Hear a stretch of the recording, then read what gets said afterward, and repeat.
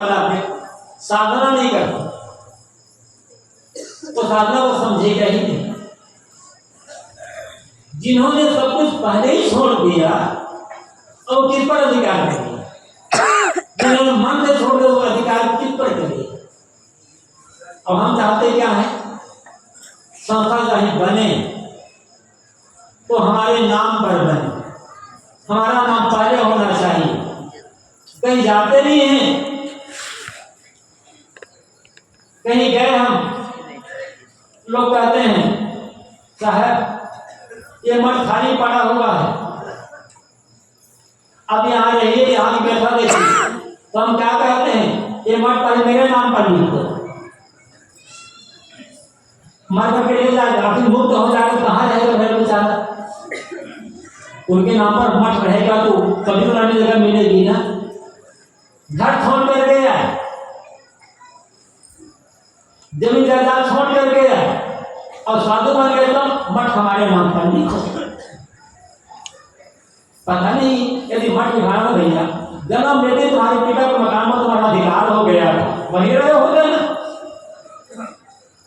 जन्म लेते पिता की संपत्ति पर बेटे अधिकार हो जाता है, वो तो छोड़ कर आ गए और साधु मार्ग में आ गए तो मठ अपने नाम पर लिखाना चाहते हो। कहाँ समझ पाए साधुता को? बुद्ध जी ने कहीं ऐसा नहीं किया, कोई चीज अपने नाम पर लिखा नहीं। ये जब संस्था बनी है, यहाँ संत रहना शुरू किए हैं, तब फिर कहाँ कहाँ से कितने महंत आए अपना मठ सौंपने को। कोई कहता था साहब हमारे पास कितनी जमीन है, उसमें एक जिंदा ट्यूबवेल है, हमारे मठ में इतने ट्रैक्टर है, इतनी जमीन है, इतने ये उतना है, हम आपको दे देते। बुद्ध जी ने कहा नहीं, मेरे पास तो साधु आए हैं, वो खेती किसानी करने के लिए नहीं आए हैं, वो सेवा साधना करने के लिए आए हैं, मुझे मठ नहीं चाहिए।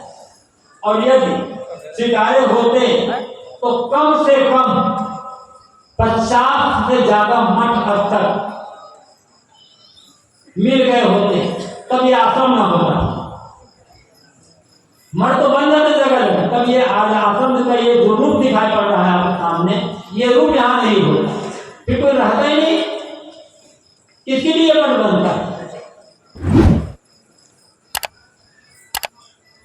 समय से आश्रम का विस्तार होता है, होना चाहिए, तो स्वाभाविक रूप से लोग लालच में पड़ करके नहीं होते। बुद्ध ने कभी लोग ही नहीं किया कि मुझे यहाँ मठ मिले, वहां मठ मिले, वहां मठ मिले, यहाँ काठा बना, वहां काठा बना, और तभी वो इतना काम किए। मठ स्वीकार कर लिए होते तो इतना काम नहीं कर पाते। इसलिए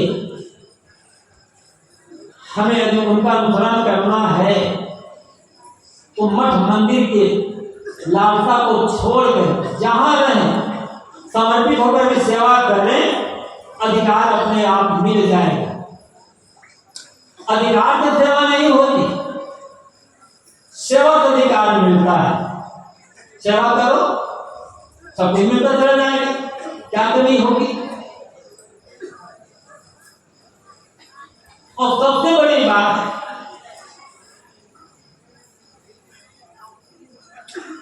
बुद्ध जी के सदगुरु कबीर ने, विजय ने कहा है, सहज ध्यान रहो, सहज ध्यान रहो, गुरु के वचन समाइए। सहज ध्यान में रहो और गुरु के वचनों में अपने मन को लीन कर दो। फिर साहब ने भी कहा, संतो सहज समाधि भरी। सदगुरु कबीर महायोगी पुरुष थे, महाध्यानी पुरुष थे। उनके पश्चात उनकी परंपरा में जो पारखी संत होते आए, ये सब भी ध्यानमग्न संत रहे हैं, ध्यान साधना का काम करते रहे। उनकी वाणियां बताती हैं, लेकिन वे संत अलग अलग व्यक्तिगत ध्यान साधना का काम करते थे। सामूहिक ध्यान साधना का प्रचलन नहीं था। गुरुदेव जी ने सामूहिक ध्यान साधना के लिए शिविर लगाना शुरू किया और उसका बहुत सुंदर परिणाम सामने में आया। जगह जगह ध्यान शिविर उनके जीवन काल में लगता रहा। उनका शरीर नहीं रह जाने पर भी आज भी वो क्रम चल रहा है। ऐसे अनेक संत और भक्त को एक जीवन जीने की नई दिशा मिली।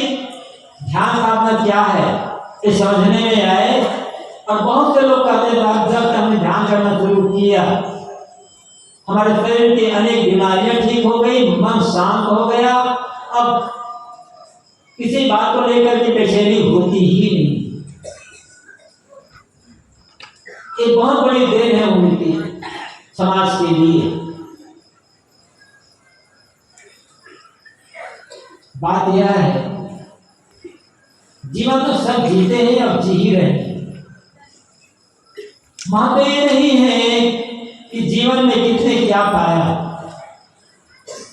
महत्व यह है जीवन को कितने कैसे जिया।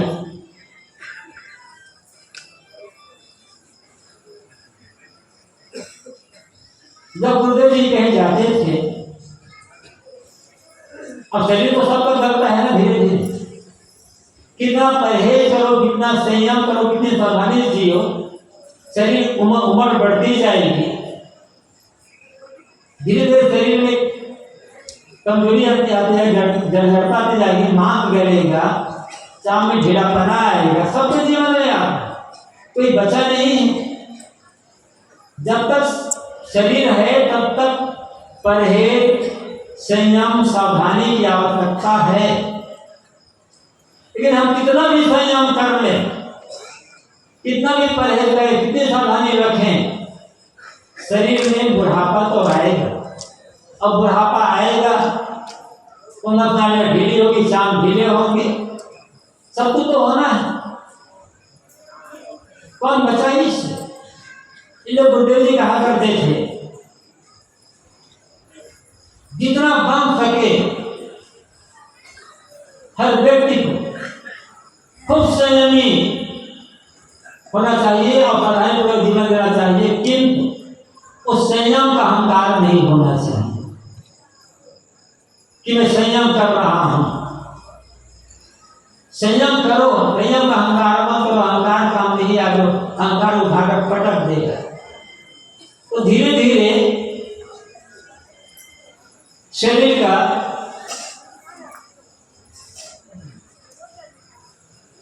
शाम ढीला होगा, मान गलेगा, तो गुरुदेव जी के शरीर में भी धीरे धीरे बुढ़ापा तो आ ही रहा।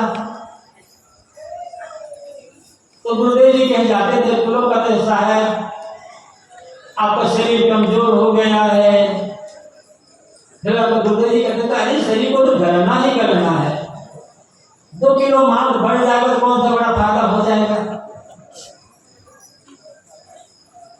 अनेक लोगों को बड़ी चिंता रहती थी कि लोग कहते साहब आप खूब खाया पिया करो, शरीर मजबूत है। तो कितना भी खा पी लो शरीर तो गलेगा गलेगा ना। एक भक्त के यहाँ गुरुदेव जी गए, जैसे बैठे स्वागत सत्कार हुआ, आरती वंदना किए,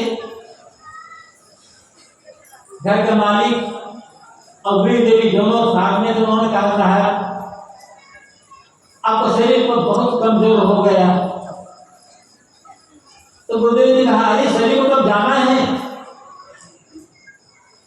तो भक्त ने कहा था तब हम लोगों का क्या होगा, हम लोग सहारा कहाँ मिलेगा। तब गुरुदेव ने कहा था तब जब शरीर नहीं रहेगा तब तुम लोग मुझे मेरी किताबों में पाओगे, वहां मैं मिलूंगा। मेरी किताबों में पढ़ते रहोगे तो मेरा जो मैं ज्ञान दे रहा हूँ वो ज्ञान काम आएगा। शरीर तो सब तक रहा, इतना शरीर कब तक रहा है। यदि हम गुरुदेव जी की लिखी किताबों को पढ़ते हैं और पढ़ करके जीवन में उतारने का काम करते हैं, गुरुदेव जी ने जो उपदेश दिया है उस उपदेश को जीने का प्रयास करते हैं, उस साधन में रहने का प्रयास करते हैं, तो गुरुदेव जी हमारे लिए आज भी जीवित है। क्योंकि गुरु कभी मरते नहीं ज्ञान के रूप में। शरीर सबका हमारा है, ज्ञान हमारा है और ज्ञान ही वास्तविक गुरु है।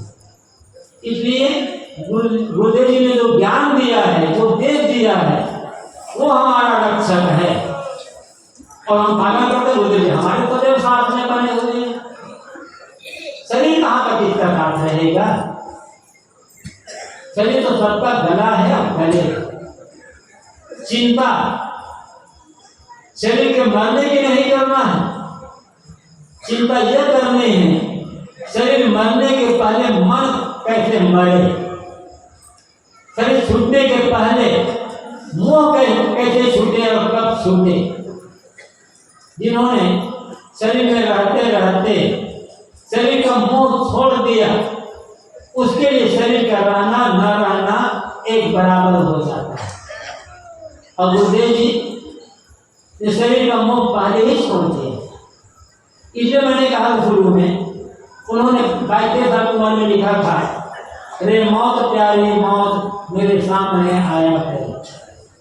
ऐसा नहीं है कि मौत की याद करेंगे तो मौत जल्दी आ जाएगी और मौत को भूल जाएंगे तो मौत देर से आएगी। हर आदमी का एक प्रारब्ध है, जब तक प्रारब्ध पूरा नहीं होगा तब तक मौत नहीं आ सकती है। इसलिए भयभीत होने की आवश्यकता नहीं, जब तक जिए निर्भयता से जिए, क्योंकि मौत आने के एक सेकंड पहले भी आदमी मर नहीं सकता है। आदमी की मौत तभी होगी जब मौत आ जाएगी।